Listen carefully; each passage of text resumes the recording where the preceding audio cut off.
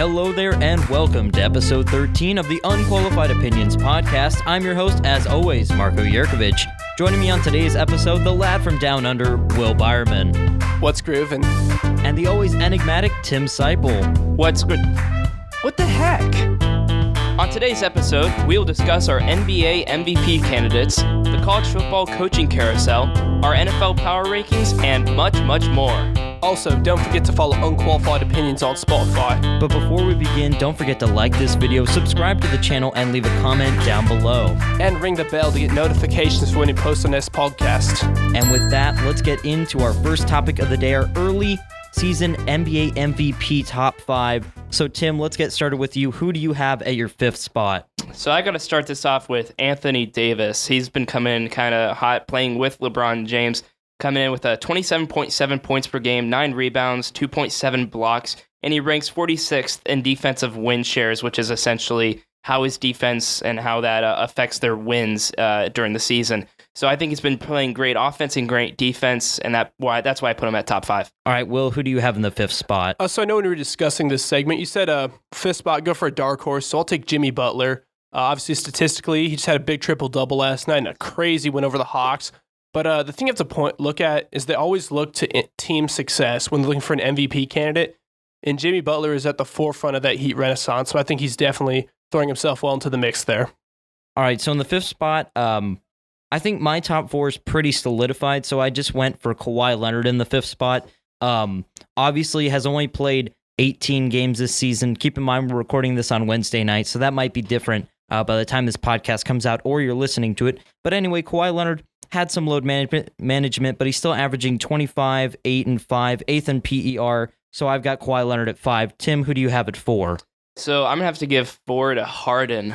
James Harden has obviously had a pretty good year for the most part. I mean, 38 points per game is quite impressive. But what's kind of weird for him is he's shooting currently 43% from the field. And that's just awful for somebody who is ending up scoring 38 points per game. And I just don't see him getting any higher than 4 right now. He has 6 rebounds, 7.5 assists per game. He's 50th in defensive win shares, which is something to me that's important to see on the defensive end. So he's not on the lower end of the defensive side, but I mean, he just hasn't been producing as well as he has in the past. All right, Will, who do you have in the 4th spot? I'll take my dude, Spicy P Skills, Pascal Siakam for the layman out there.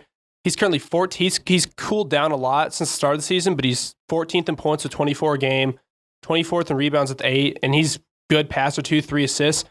The Raptors, again, team success is critical. The Raptors are contending right now. Pascal Siakam's leading that charge. I think he's the guy.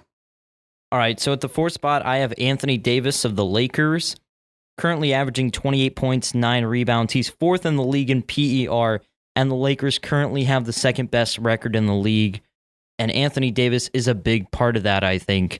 So, Tim, who do you have in your 3rd spot? So I think a big part of the Mavericks' success is Luka Doncic. He's currently 30 points per game, 9.8 rebounds a game, 9.2 assists per game, and he's shooting 46% from the field, which isn't awful. It's not amazing, obviously, but you can't expect all of them to shoot over 50%.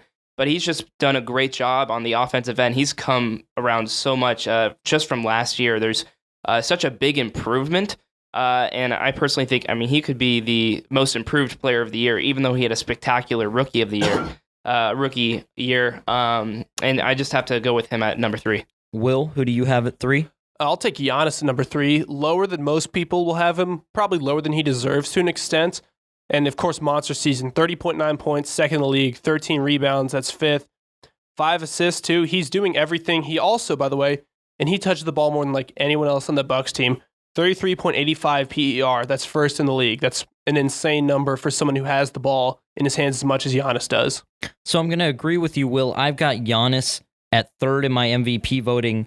He's got the Bucks at 1st in the East with the best record in the league. You mentioned he's 1st in PER. Very high usage player, 31 points, 13 rebounds a game. Obviously the reigning MVP, so I've got Giannis in my 3rd spot. Tim, who do you have at 2? I've got to go with LeBron James at number 2.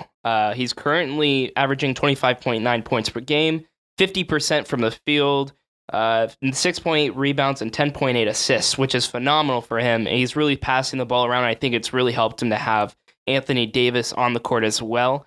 And he's currently 13th in defensive win shares, which is phenomenal for him, and especially this late in his career, he's still performing at a high level on the defensive end and just as much on the offensive end. And if we talk about team success, Lakers are just about as good as any team currently in the NBA. That's why I got to put him at number 2. All right, Will. I'll take James Harden. I know I talked about him a lot in my hot take. Tim's shaking his head at me, but if you look at the stats, 38 points a game, first in the NBA by a lot. That's 8 points more than Giannis, who's number 2. Ridiculous numbers. 6 rebounds, 7 assists as well. He's got the Rockets competing, and also something you should take note of, Tim, because you talked about how poorly he's shooting. He touches the ball more than anyone else in the league. He takes the most shots, 30.44 PER. That's third in the league. So he still maintains a decent amount of efficiency, even though, as you mentioned, shooting, not exactly there yet. Yeah. So really quick, I do agree with Will. I have James Harden at 2. Like you mentioned, 38 points, 6.5 rebounds, 7.5 assists. He's also third in the league in steals. You mentioned he's top 50 in defensive win share, so it's not like he's not contributing on the defensive end like he has in years past. He's a two-way player more than he has ever been in his career. He's number 1 in three-point attempts and three-point attempts. He's also shooting 33% from 3 points. So, I mean, you can't really... We understand that, but... If you consider the volume he's required, not just chooses to, is required to shoot for his team to do well. He's got Russell Westbrook on his team, right? Russell Westbrook's not a good three-point shooter, and he's starting to show a little bit of rust. I think Russ is going to pick it up, but Harden needs to shoot that many times. Let's just put what he is doing so far this season and will likely do for the rest of the season into context. The last time a person averaged more than James Harden is averaging right now was Wilt Chamberlain when he averaged 45 points in 1963. Against, might I add, much worse competition. Right, so James Harden, this would be the 4th most points per game in his all-time. Last season, he was only behind in points per game per game behind guys named Michael Jordan and Wilt Chamberlain on the all-time list. And this time he would only be behind Chamberlain's 61, 62, and 63 seasons. So James Harden is putting up some pretty spectacular numbers. So, Tim, who do you have at number 1? So this should be no surprise to anybody, especially with the previous players that I've named, but it's going to be Giannis. Currently, he's 30.9 points per game. I think we already stated that. The one stat that I really want to focus on is 56% field goal percentage. Nobody's been as effective as he is number 1 in PER, as you mentioned, Will, and he's 4th in defensive win shares. So he's one of the best rounded players in the league, if not the best currently, as he is performing at a high level on the offensive end and on the defensive end. And to me, that's important to look at when you're looking at in the MVP conversation. So that's why I'm going with Giannis. Yeah, and Giannis is slowly extending his range. He's finding a mid-range skyhook. His three-point shooting is slowly progressing. He's becoming more and more deadly by the year. So, Will, your number 1 spot? I'll take the Wonder Boy, man. Luka Doncic, my boy. 30 points a game, 3rd in the league. Also 14th in rebounds with 9.8. 3rd in assists, 9.2. And again, he's touching I think he's only behind Harden when it comes to how many times he touched the ball in a given game. 31.60 PER. That's 2nd in the league. But most importantly, he's got a Mavericks team. Love him to death, but Kristaps Porzingis, he's not really back yet. He's still shaking some rust off after 20 months off of basketball. And he's got a pretty ragtag bench group that's one of the better benches in the league, but no one has any super skills that's going to elevate the team that much. Luka has taken this team and he has carried them. And I think he definitely deserves MVP award for that. I mean, there's still room for improvement too. He's only shooting 32.7 from the 3-point line. 81% from free throws, so there's room for improvement from Luka. I think he's your MVP. Yeah, so I agree with you. I have Doncic at number 1 as well. You kind of touched on all the stats, but looking big picture, this is a Mavericks team that last season finished 13th in the Western Conference, currently sitting at 3rd behind only the Lakers and Clippers. The turnaround that Doncic has engineered in Dallas with his play style, with the culture that is being developed there. And you said Porzingis isn't even back to 100%. They have a bunch of, C+, B- B players that they could package for a 3rd star. I mean, this team could be dangerous. and Doncic is clearly the catalyst for their success. I believe, as you do, that he is number one in our MVP voting. So with that, we're going to move on to some NFL coverage. Will has a top 10 big board for the NFL draft list. So Will, you want to go through that quick, starting at 10, going down all the way to the number one pick? Yeah, I'll starting at 10 first. We're going to have Isaiah Simmons. He's an interior defensive lineman for Clemson, which has pretty much been a straight up factory for NFL caliber defensive linemen. I know their whole line got drafted last year, and Simmons has really looked about as good as Christian Wilkins, Dexter Lawrence, and even Clelin Ferrell. I think he'll be a really high draft pick. Number 9, he's kind of cooled off this year, but I really like his long-term pro fit. It's Grant Delpit, safety from LSU, but he can play safety or corner. He really reminds me of Minkah Fitzpatrick a lot. Number 8, I know he's hurt, and so people are kind of wondering what to do with him. I don't even know if he's going to go to the NFL, but Tua Tagovailoa, Alabama quarterback, he's got a great arm. He's got great instincts. I don't think it's his hip injury. If it's good to go, I don't think it should affect his draft positioning at all. 7's another Alabama player, Henry Ruggs 3. Absolute burner of a wide receiver. He's probably going to be the fastest one there this year at the combine. Great draft for wide receivers. We'll get to another Alabama one in a couple picks. Number 6 from the Big Ten, AJ Epinesa from Iowa. He's been a monster off the edge. I don't think they have him listed at edge on ESPN. I don't think he's small. I don't think he's fast enough to go play that outside linebacker package. But he's a great traditional defensive end. Jeff Okudah is number 5 from Ohio State, lockdown cornerback.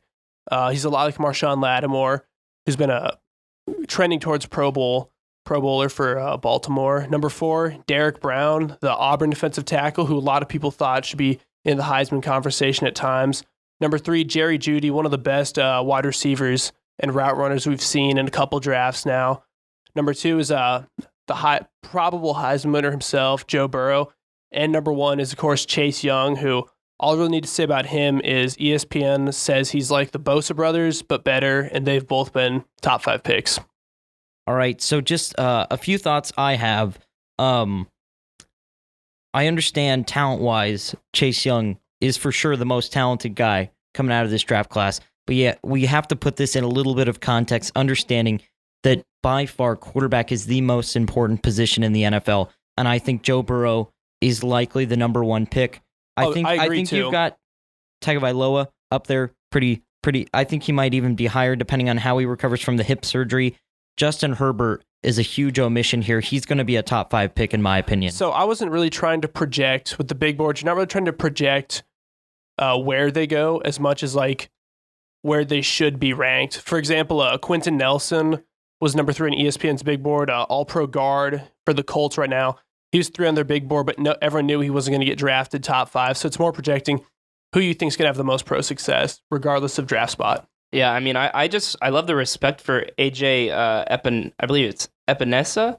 Yeah. I just love the respect that you have for him right now because he is a fantastic player, and I think he's going to have a promising career in the NFL, along with Grant Delpit. I think that's a very underrated right now. I know they're rated at this point. They're rated high, but they aren't rated as high as they should be. Yeah, solid comp. They're really talented players in college, and I think they're only going to grow in the NFL. Solid comp to Minkah Fitzpatrick there.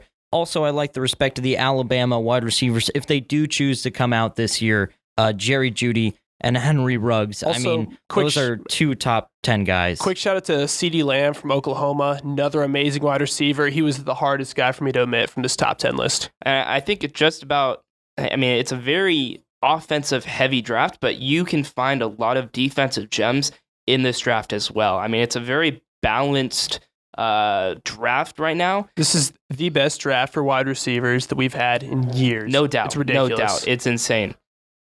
Yeah, so with that, we're going to move on to our Week 15 NFL Power Rankings. So at number 10, I've got a team that has been missing from the Power Rankings for quite a while. The Tennessee Titans, on the back of Ryan Tannehill, has reemerged into our top 10. I thought about putting them higher, but just with 5 losses, I think they have a bit of a ceiling as the teams in front of them all have 3 and 4 losses. So at 3, I have the Packers, really underperforming, but a team that can do a lot better than they have. 8, Buffalo Bills. Probably the best loss of the season was a 7-point loss to the Baltimore Ravens. They made the Ravens punt 7 times on Sunday, that defense did. The Ravens hadn't punted more than 3 times this season. Buffalo is a team to be reckoned with. 7, I've got the Vikings. Probably the best number 7 team we've had in the power rankings so far. Really solid team all around. 6, I have the Patriots. They just struggle to execute offensively. They're quite anemic. Can't really get anything going in the pass game. But defense and special teams have carried them thus far. If Tom Brady and Bill Belichick can get things going, again, as they had early in the season against weaker opponents, they can be a force to be reckoned with. Obviously, 5, Kansas City got lucky with the win over New England. The defense is still a huge issue, as is the Patriots' offense. But the Chiefs were able to overcome the Patriots, so I have to put them over New England right now. That's bullshit. All right. But KC at 5. 4, I've got Seattle. Tough loss to LA, but they're going to keep battling. Seattle is still a playoff team and a team that is a Super Bowl contender. 3, I've got the Saints. Again, still a really solid team. They jumped up from 5 last week up to 3 now, and I think they are still a Super Bowl contender even after the loss to the 49ers. 49ers, I've got them at 2. I think easily the second best team in the league. They're just complete all over the field, whether you're talking power run game. Now they've got wide receivers. Jimmy G is developing nicely, and that defensive line, and even the secondary, and of course the big weapon, the new Gronk, George Kittle. I mean, Kyle Shanahan drawing up plays. And then at 1, the Baltimore Ravens, who have just been the best team in the league for probably the last 7 or 8 weeks. No contest. Yeah, I mean, I personally think we need to mention Emmanuel Sanders as well. I mean, I think he's come along nicely with the 49ers, and he's always been a good player as long as he's on a pretty good offense. And I think he's came around, especially this past week for the 49ers. Right. Well, he's not a Pro Bowl talent anymore. Just he brought that 49ers receiving core up just a little bit. He took away how many double teams away from George Kittle. He takes safeties out of the box at times when they're trying to stop the power run. He just adds an element to the offense that they did not have before, making the 49ers that much more dangerous. Just to talk about the 49ers a little bit more, honestly, I really didn't take them super seriously as a Super Bowl contender until this win. I know to me, they looked like a really good regular season team for a while. They really impressed me. I really think they're a big contender now. George Kittle, if anyone saw that ridiculous run to set up that game-winning field goal, he got face masked. He went about 15 yards. He's an absolute monster. I really agree with MARKO'S new Gronk comparison. Talk about the lower end of your power rankings. Love having Tennessee in there finally. I really thought about putting them higher, but again, as I said, with those 5 losses, regardless of how good they're playing, you have to respect what Buffalo and Green Bay have done so far in the season. Oh, for sure. And Buffalo and Green Bay are both doing really well for themselves, considering Green Bay's had some defense troubles, Buffalo's had some offense troubles, but they find ways to win games, mostly just by being a tougher team than their opponent. But Tennessee, Ryan Tannehill, that's about as incredible of a comeback of a career revitalization as we've seen in a long time. It also kind of makes you take another look at the Dolphins there, because we always looked at Tannehill as the issue. They were like, doesn't have the talent, just not a good enough quarterback for it. Can't get them over the hill. Yeah, now you're like, hold up. Was it just the Dolphins and Adam Gase that might have been the issue? Because Tannehill, it's not like he looks like he's added anything crazy and new to his toolkit to make him a different player. The Titans are just finding ways to either harness his strengths and limit his weaknesses, and he's just flat out playing better football. Right, the Titans right now are the Vikings of the AFC. A decent quarterback with a lot of skill position players around him that are really solid. I think a big part of the reason why Tannehill's doing well is because he's actually in a balanced offense now. He's actually in an offense that can run the ball with Derrick Henry, and then that opens up the pass game even more for him, because he didn't really have that with the Dolphins, as they've been pretty abysmal for a while. But I love that addition of the Titans. I know the Green Bay Packers have been really struggling. They've been getting wins, but it really hasn't been pretty as much as I'd love to say that they're a top 5 team. They just aren't looking like it right now. They're not looking like a number 2 seed, which is where they're at right now, surprisingly. But we'll see how that plays out through the rest of the year. All right, so with that, we're going to welcome in Paul Hires and Jared DeHaan into the podcast. We're going to quickly be discussing the college football coaching carousel that has gone on over the past few weeks. So the first coaching job we're going to be discussing is Memphis's Mike Norvell taking the Florida State job. You guys' thoughts on that? I think it's a great hire by Florida State. I mean, the things he's done in 4 years at Memphis, having his worst season being 8 wins, and at least being tied for first in the American for 3 straight years, he's done wonders for that Memphis team. And whatever they go from here, it's because he got them there. So I think it's the best hire Florida State could have possibly had. Paul, your thoughts? I mean, it seems like I just was seeing Willie Taggart at Oregon. He left there to come to Florida State. Now it's not working out there, even though they did make a bowl game this year. To quote CBS Sports, this is a home run hire, even if the Noles fans don't realize it. And I agree with that, just because you need to get this program off the ground. Florida State, as we know, has been one of those top 20 teams in college football, and they need to get back up there. I think this is a good hire. Right. While I think the Noles fan base and boosters wanted a big name, Mike Norvell is not a big name, but he is a big coach. As we've discussed, 30-plus wins in the past 3 seasons at Memphis. He has completely rebuilt this program. 3 straight AAC championship appearances. 1, obviously, this past year. Got them to a near 6 bowl. So Mike Norvell knows how to turn a program around. We'll see if he can do that at Florida State. Speaking of a guy who's been bouncing around, Lane Kiffin of FAU is now the new head coach of Ole Miss. I think that's a good hire. I'm waiting to see how it turns out because Ole Miss, I mean, again, was one of those, not one of the top SEC teams, but they were usually up there. And they've kind of fallen off these past few years. So it's interesting to see if Lane Kiffin can come in immediately and get them back to where they used to be, or if he's going to take quite a bit of effort. It's just going to have to see how he recruits and if he can get guys to come to Ole Miss.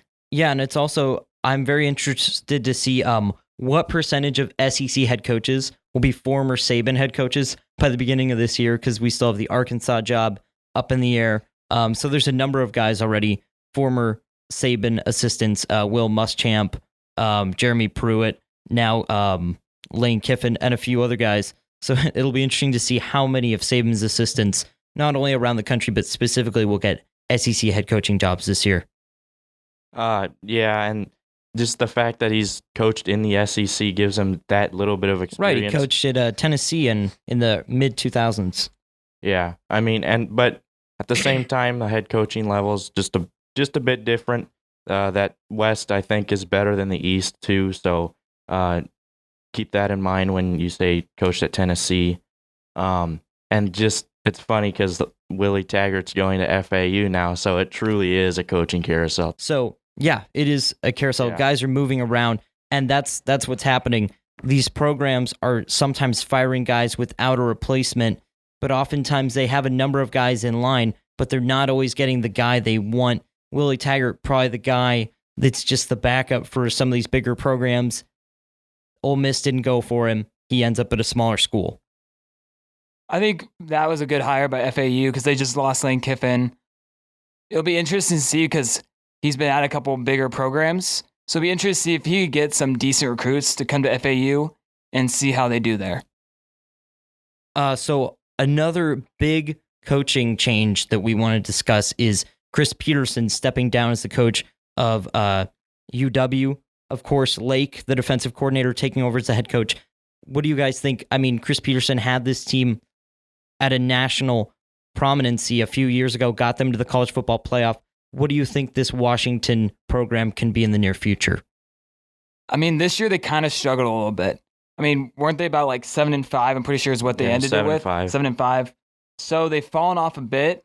And then with Peterson resigning, it's just going to be interesting to see if Jimmy Lake can keep them up there. I mean, their defense was sometimes the thing that kind of got them like back when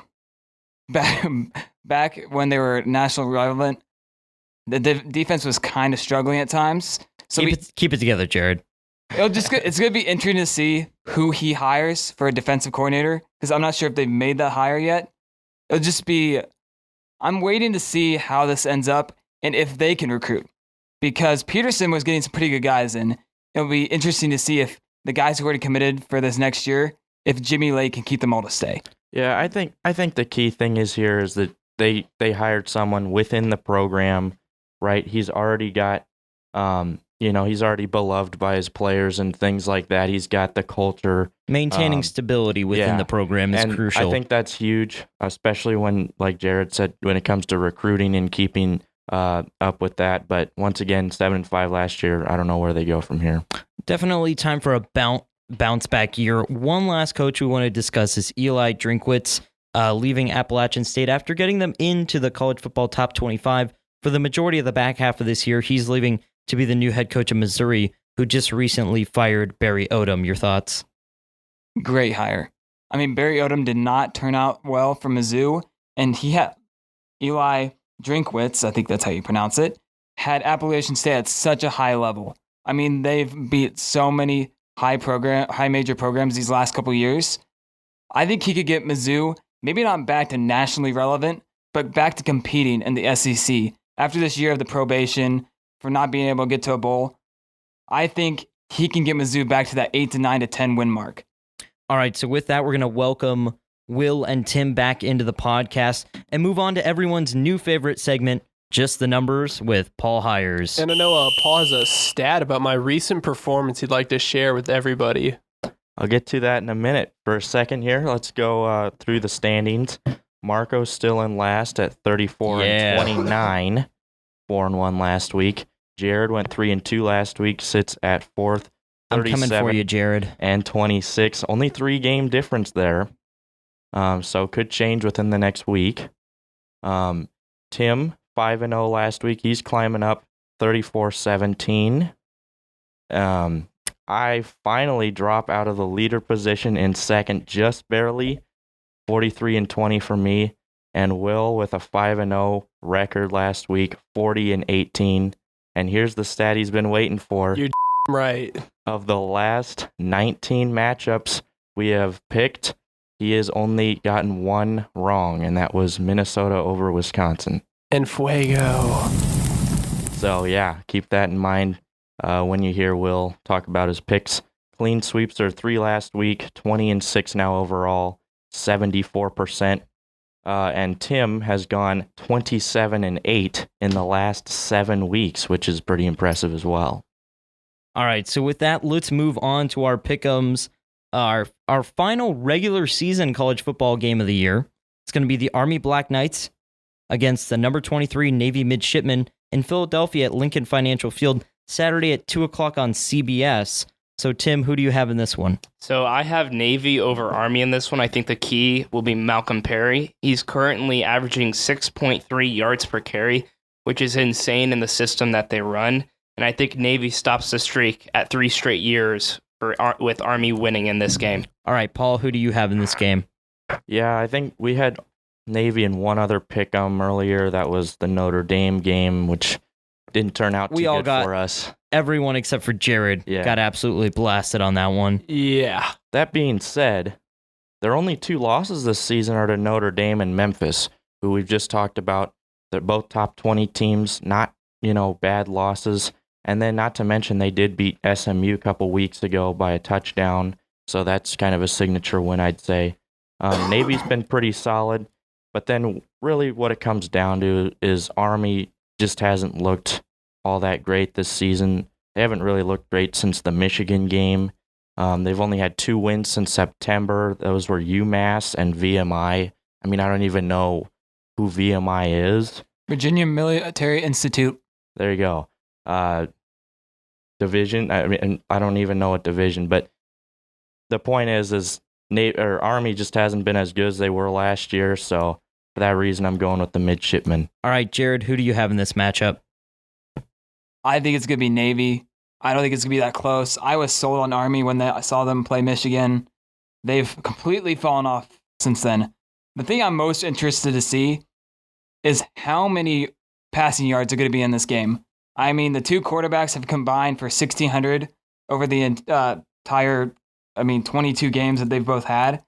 So it's easily going to be Navy, and I'm going to think it's going to be less than 100 passing yards in this game. Total between the 2 teams? Total. I'm going to take the over on that one. So first of all, one of my absolute favorite games to watch every year.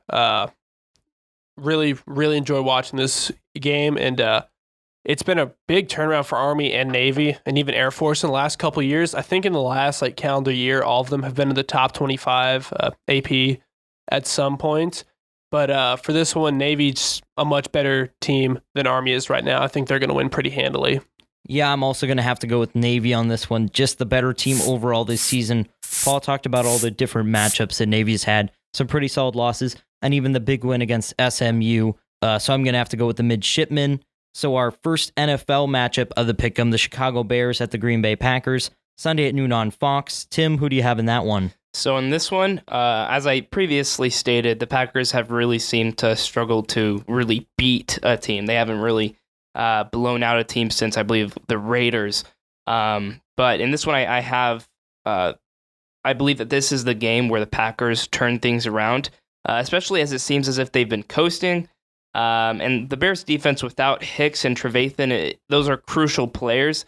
So I think Packers get it going with Rodgers, and I think the Packers get a win at home. All right, Paul, who do you have in this one? Well, I tell you what, boys, there's something special about a December game in Lambeau Field. I don't know, there's a certain feeling you get. It just every feels year. right. Anyway, that being said, I think it'll be close for maybe 2 quarters or something. Then I think the 2 errands in the backfield for the Pack get things going as Green Bay picks up their 11th win of the season. All right, Jared, who do you have in this matchup? You know, my head is telling me to go with Green Bay because they're the better team, but my heart is in Chicago, so I'm going with the Bears. All right. Da Bears. Well, that's good for anyone that wants to pick the Packers. Will, who do you have? Yeah, Bears just have not been it recently. I agree with Tim. The Packers, when I watch them, which I do a lot because me and Paul spent a lot of time with a big Green Bay fan. And so I've seen a lot of their games, and I really haven't been especially impressed. I mean, they win games, but like Tim said, they're not going to really pound a bad team like they should. I think that's what's kind of separating them from the elites right now, but I think they'll have no trouble with the Bears. I was really on the fence about this one. I was going to pick the Bears, but I am not about to get taken down by the DeHaan curse once again. So I'm going to have to go with Aaron Rodgers and the Packers. Very unconfidently going to go with the Packers on that one. So let's move on to our next game of the Pick'em, the Houston Texans at the Tennessee Titans, Sunday at noon on CBS. Tim, who do you have in that one? I don't know about you boys, but I saw a totally different team last week with the Rams than I've seen all season. And if they perform at that level that they did last week, I think the Rams are going to... Texans and Titans, buddy. Titans, my bad. I must have gotten that wrong. Okay, in this one, with the Titans, I personally think the Titans will win. The Texans really seemed to be really vulnerable last week, and especially with the loss to the Broncos, that doesn't look good, so I'm going to have to go with them. All right, Paul, who do you have in that one? Yeah, the common opponents. Both of them lost to the Broncos. Both of them beat the Chiefs. These 2 teams are so inconsistent, I can't even tell you where to start. It's another AFC South coin flip. Remember the Texans beat the Patriots 2 weeks ago, and then we saw them last week. It's so hard to pick these teams.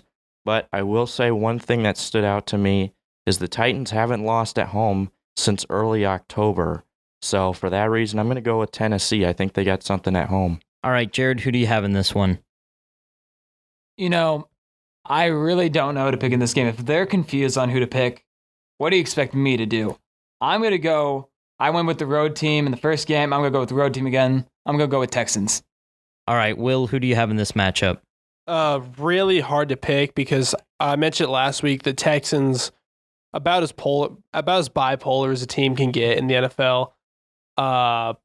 Really, really tough to pick against them or for them. But I think I'll go. We talked about Tannehill. I really like what he's doing. I'll go with the Titans because of him. I was going to go with the Titans. Now I'm even more confident in going with the Titans since I'm picking against Mr. Jared DeHaan.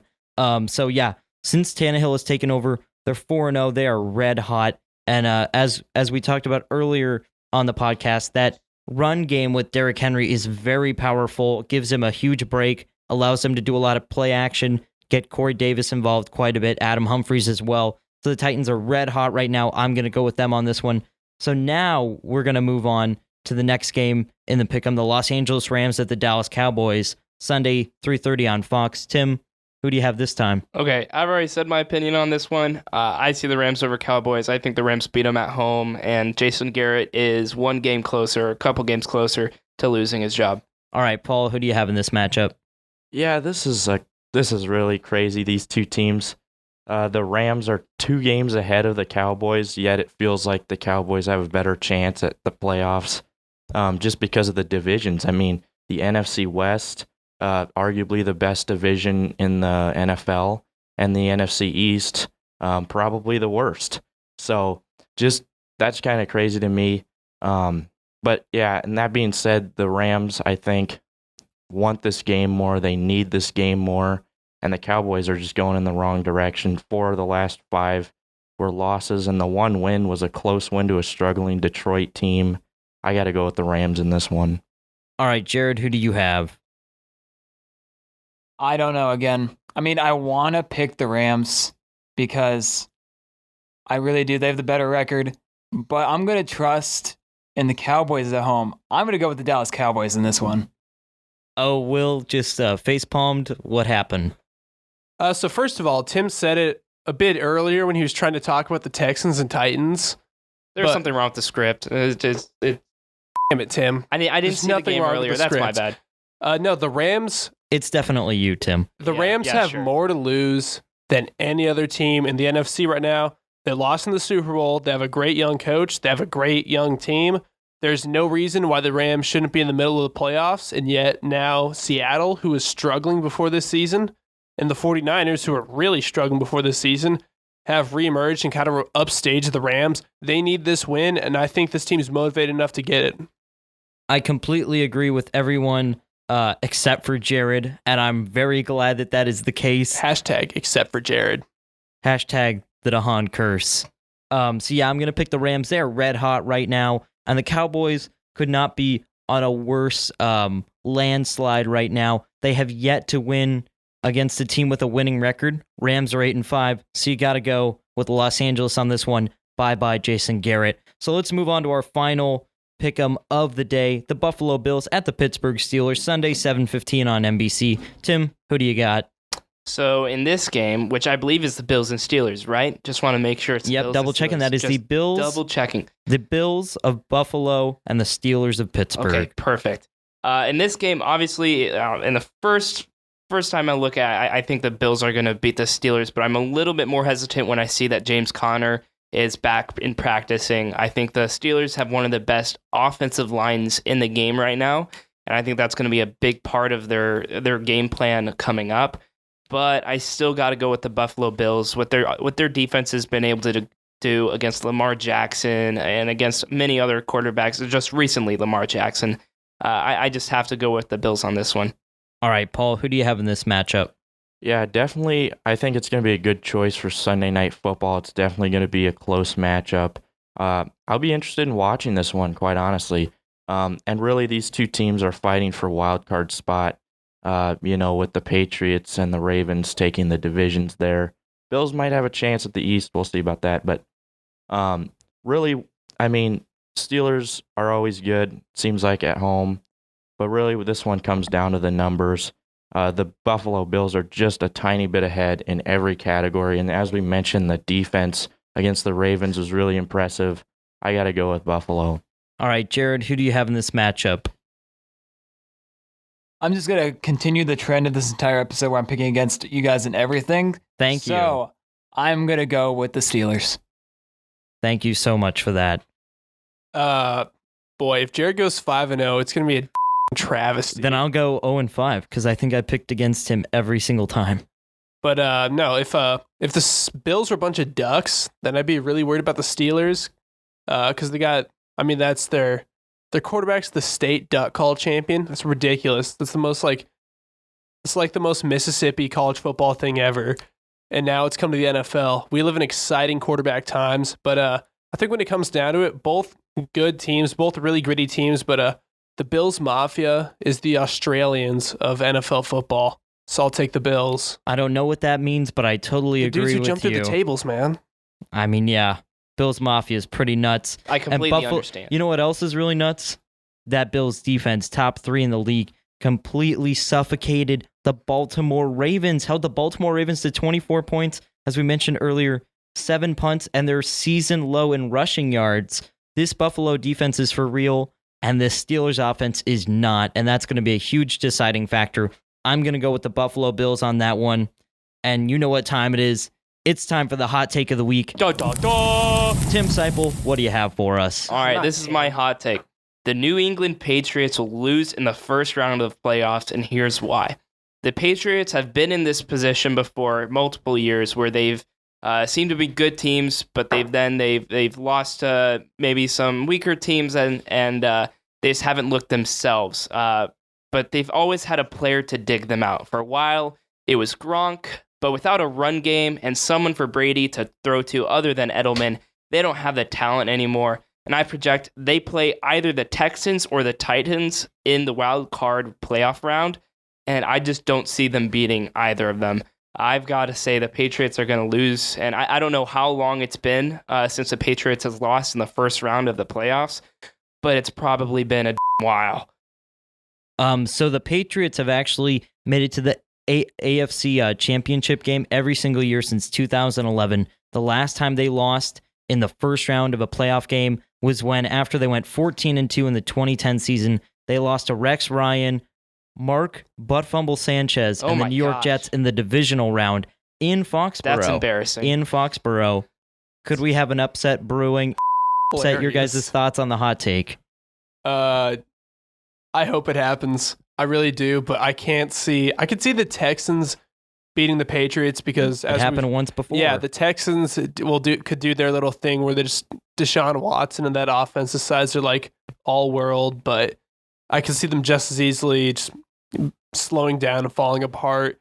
So it's really hard for me to project a Patriots win over any of those teams, but I still don't think I think the Patriots get out of the wild card. I don't think they make it farther than that, though. I mean, I think the Titans, with Mike Vrabel, he's really turned that organization around and turned it not only in an offensive team, but he's also turned around the defensive end as well, and they've been pretty good on the defensive end. So, that's where a lot of it takes. I think as long as they're able to hold the Patriots' run game, they don't really have much of a run game right now, and they're able to control Tom Brady. I don't see how it doesn't happen. Yeah, you're looking at an AFC that's, at least for the playoff teams, is pretty deep. Almost anybody could beat anybody.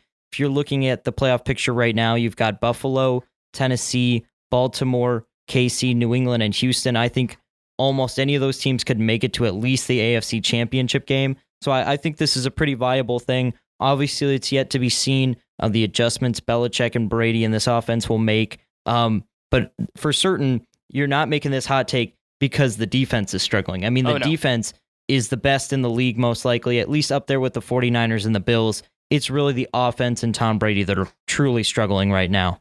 Yeah, I definitely think the defense of the Patriots is what's been holding them together over the past few games.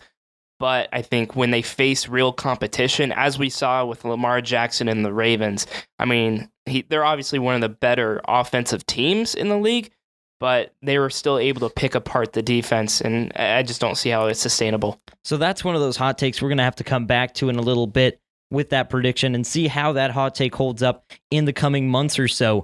So thank you so much for joining us on this episode of Unqualified Opinions. Don't forget to like this video, subscribe to the channel, and leave a comment down below. Again, check us out on Spotify, subscribe to us there, give us a listen. Thank you so much for joining us on episode 13 of the Unqualified Opinions podcast. Thank you so much. We will see you guys next time.